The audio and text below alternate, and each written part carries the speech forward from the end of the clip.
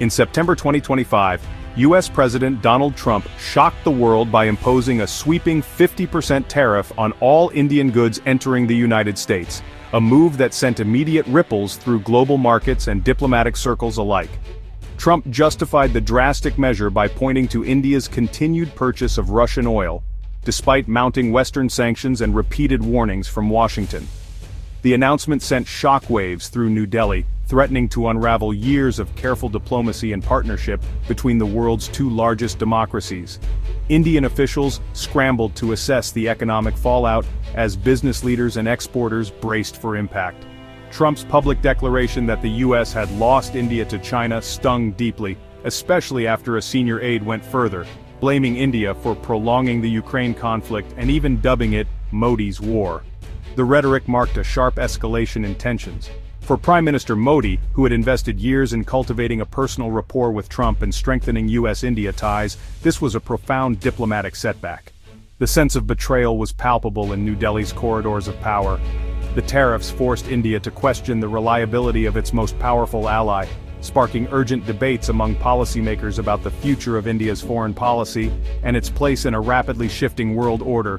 What was once a robust and growing alliance now faced its toughest test yet, as mutual trust began to crack under the weight of America First policies and rising geopolitical competition. India was left with a stark choice: either bow to US pressure and risk appearing weak, or assert its independence on the world stage, even if it meant forging new and unexpected alliances.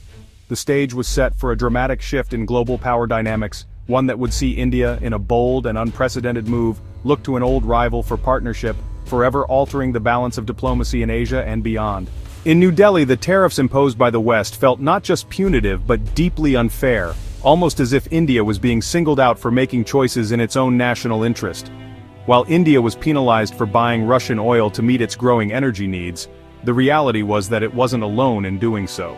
China, America's main rival on the world stage, was importing far more Russian oil, on a much larger scale, yet faced no similar consequences or public rebuke from the West.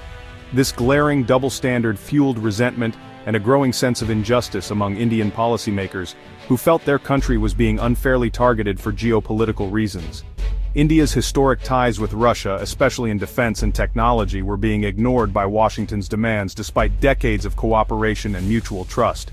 The pressure from the US seemed less about upholding principles and more about exerting power, pushing India into a diplomatic corner and testing its resolve.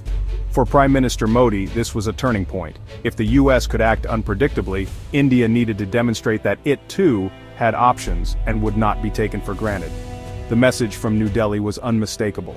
India would not be bullied or pressured into abandoning its strategic autonomy, no matter the cost.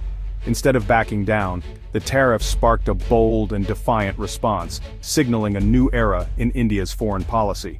Modi decided to engage with China, sending a clear signal to Washington and the world that India would chart its own independent course, regardless of outside pressure. The era of India relying on a single partner was over. India was ready to assert itself as a truly independent player on the global stage. In a direct response to US pressure, Prime Minister Modi traveled to Tianjin, China, for the Shanghai Cooperation Organization Summit. It was his first visit since the deadly 2020 border clashes, a powerful symbol of India's willingness to reset relations. Modi's presence sent a clear message: India's foreign policy would not be dictated by Washington.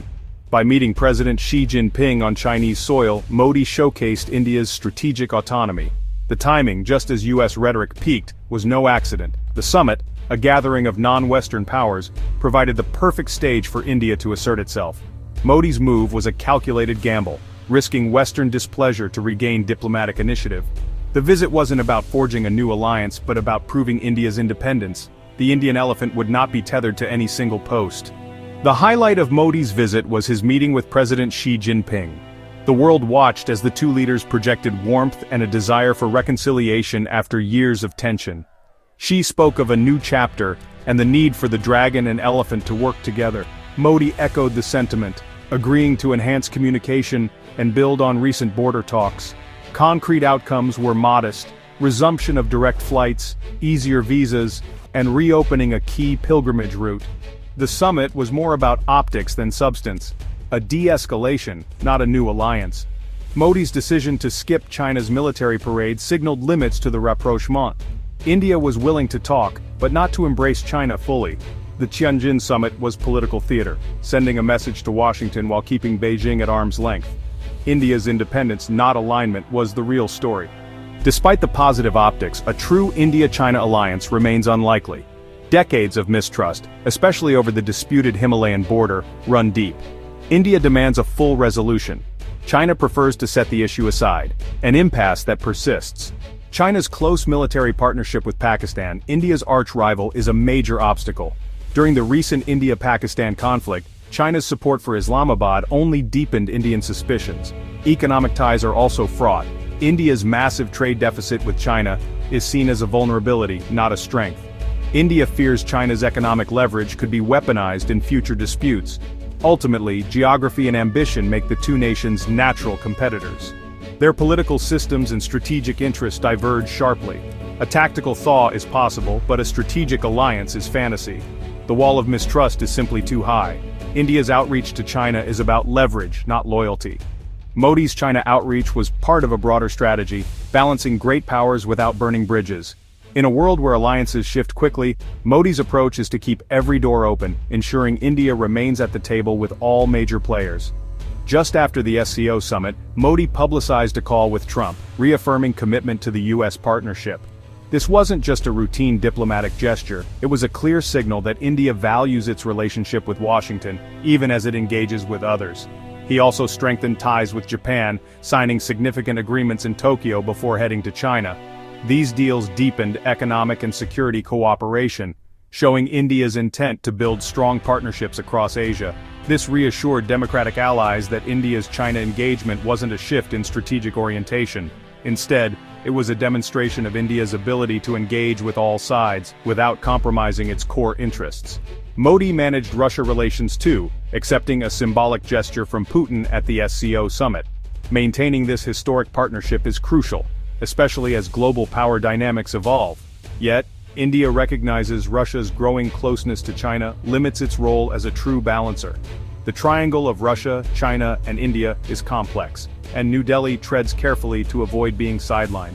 India's foreign policy is now multi-directional, engaging the US, China, Japan, and Russia on its own terms. This approach allows India to maximize its influence and protect its interests in a rapidly changing world. Instead of choosing sides, India chooses itself, maximizing flexibility in a turbulent world. This self-assured stance is what sets India apart on the global stage. It's a masterclass in advancing national interests without becoming a pawn. By keeping options open, India can adapt to new realities and unexpected challenges. India walks with the Quad, talks with China, and keeps old friendships alive. This balancing act is not easy, but it's essential for a nation of India's size and ambition. This is 21st century diplomacy, nimble, pragmatic, and fiercely independent. In a world full of shifting alliances, India's strategy is to remain adaptable, resilient, and always in control of its own destiny. The diplomatic whirlwind of September 2025 marked India's bold declaration of independence on the world stage, signaling a new era in its foreign policy. Modi's actions were a direct response to mounting U.S. pressure and growing regional threats, especially China's increasing support for Pakistan. India made it clear, any partnership must be based on mutual respect, not coercion or intimidation. The message to Washington was unmistakable. India will not be cornered or dictated to by any power. India's multi-alignment strategy is its answer to a complex multipolar world, where alliances shift and interests evolve. It can engage with the Quad and the SCO, buy U.S. arms and maintain Russian ties, all while fiercely preserving its autonomy. By balancing relationships with the U.S., China, Russia, and Japan, India is actively shaping global affairs, not just reacting to them. India is now a pole in the new world order, beholden to no one, a friend to many, and a force to be reckoned with.